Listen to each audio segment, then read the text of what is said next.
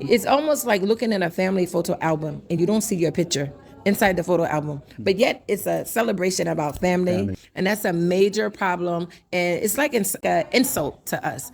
Greetings. And kindly tell us your name and then which organization you are representing. Thank you. So my name is Shannan Nana Akosua McGee, and I'm the current president of the African American Association of Ghana.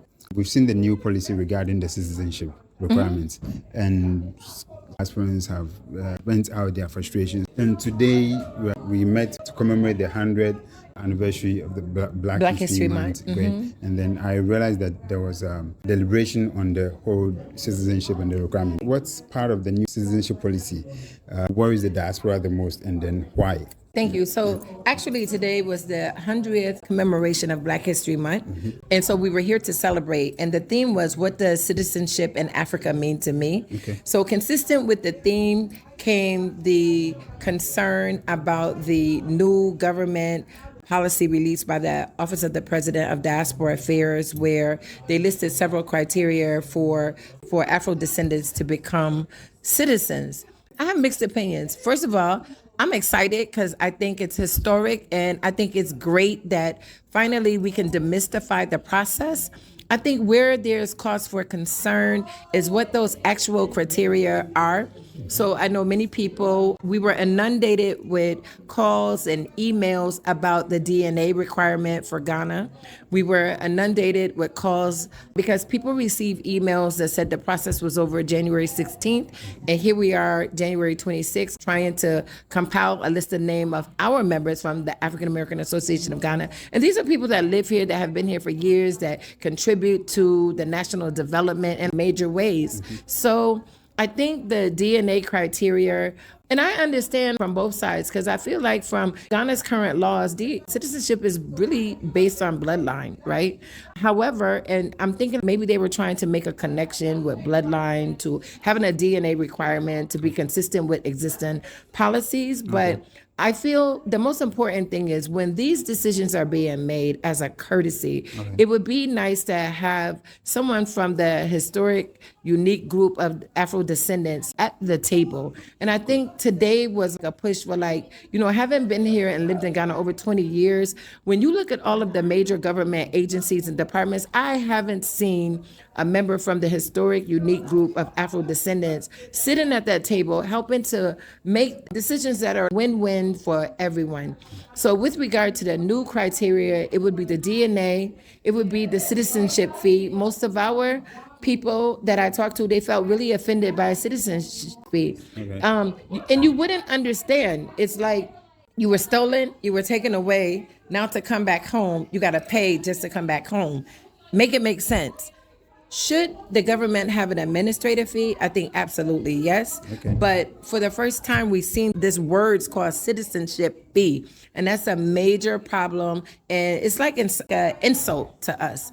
And again, one of the best ways I can describe it was to quote one of our leaders in our diaspora community. It's almost like looking at a family photo album and you don't see your picture inside the photo album, but yet it's a celebration about family. And so it's kind of like, if you're calling us to come home and if you're calling us to be a part of the Black Star experience, what does that mean? Are we only spectators? Can we only participate when you say we can participate? Or is it truly like we're a part of the African family? Because the behaviors and the criteria don't really speak to that. And so I think that's what people's concerns were. And we were able to have a town hall, which we had already organized before any of the citizenship information came out. So it was like the ancestors preparing us and getting things in order so that we could have a nice dialogue and allow many of the people in the diasporan community of this historically unique group to come out and voice their concerns. And of course, it helps us, the leadership of the diasporan community, because again, when these policies are made, we are the recipients of all of the wahala that comes with it. And so what we've tried to do is align ourselves where we support the government. When you have questions about citizenship, definitely our lived experiences can help people understand. But when you have questions, we send people directly to the Diaspora Affairs Office. We told them to email them to get their criteria. And so I just want to say, in short, I think this year was extremely monumental in the fact that at least there's a criteria, and I think that's major for Ghana. Okay. But then the content of the criteria itself definitely should be reviewed, reevaluated, and probably restructured so that it's speaking favorably to the historically unique group of diasporans. Even though you have citizenship already, and then you are fighting for your members, and then the diasporan community as a whole, to you or to diasporans, what does citizenship in Africa or Ghana really mean to you? Thank you. Citizenship to me is my birthright. It's Great. As I sit here and stand, I represent all of my ancestors that never made it back home. I represent a complete full circle with the fact that we left and now we have returned. And over those 500 years, I know some people, they get tired of hearing it, but we can never tired of making sure that our ancestors are also proud of us for making it back home. And now that I've made it, the work doesn't stop here. In fact, it just begins because we become the bridges to help our other brothers and sisters to also make it back home. It's just like if you go off to university in Ghana and you go off to make something of yourself, it becomes your responsibility to make sure that those behind you, they also come through. It's a normal African narration. So for me, citizenship is about my birthright. It's about being a daughter of the soil. And it's about making sure that that door remains open for the others to come.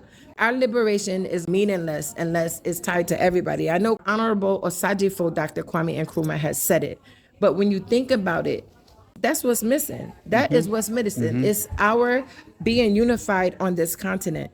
And once that happens, there's no stopping us. Africa will rise, and there is no stopping us. Thank you so much for your time. Thank you.